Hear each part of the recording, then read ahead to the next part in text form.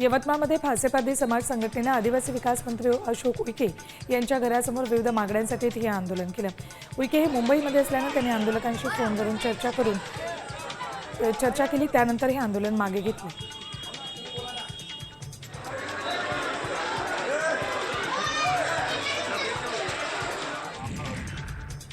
नाशिकमध्ये शेतकरी federation पदाधिकाऱ्यांचे NCCF कार्यालयासमोर ठिय्या केला।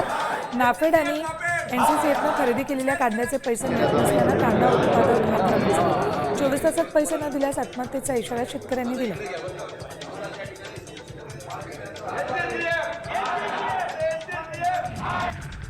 पुण्याच्या वाघोलीत वाढत्या कचऱ्याच्या समस्येकडे प्रशासनानं सातत्यानं दुर्लक्ष केले, त्यामुळे नागरिक त्रस्त आहेत। त्यामुळे संतप्त नागरिकांनी गांधीगिरी पद्धतीनं अनोखा मार्ग निवडला।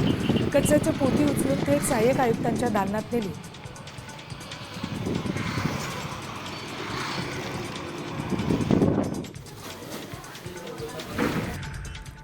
मावळच्या वडगावात पंचायत समिती कार्यालयामध्ये युवकांना अर्धनग्न आंदोलन केले। 2 वर्षांपासून घराच्या नोंदी आणि विवाह नोंदी ग्रामसभेत नियमित होत नाहीयेत, त्यामुळे हे आंदोलन केले।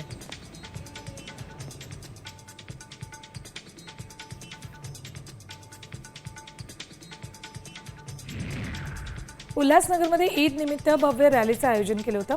हजारो मुस्लिम बांधवांनी मोठ्या उत्साहात यात सहभाग नोंदवून सामाजिक एकात्मतेचा संदेश दिलाय। तसंच या रॅलीत हिंदू बांधवांना मुस्लिम बांधवांना ईदच्या शुभेच्छा दिल्या।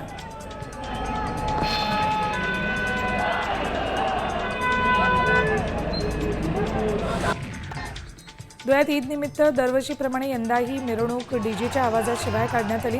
या मिरवणुकीत हजारो मुस्लिम बांधव मोठ्या श्रद्धेने आणि उत्साहाने सहभागी झाले होते।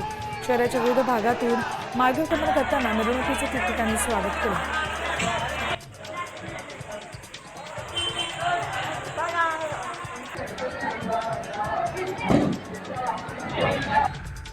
सांगलीतील आटपाडीमध्ये शेळ्या मेंढ्यांच्या बाजारात बकऱ्यांना विक्रमी दर मिळाला। एका बकऱ्याला तब्बल 34,000 रुपये इतका दर, तर 6 बकऱ्यांची 2 लाख रुपयात विक्री झाली।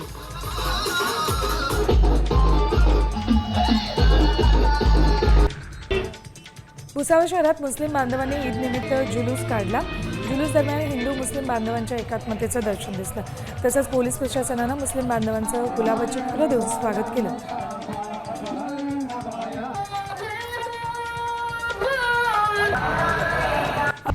आता isakal.com आहे देशातील नंबर 1 ची मराठी न्यूज वेबसाईट। प्रत्येक अपडेटसाठी isakal.com ला नक्की भेट द्या।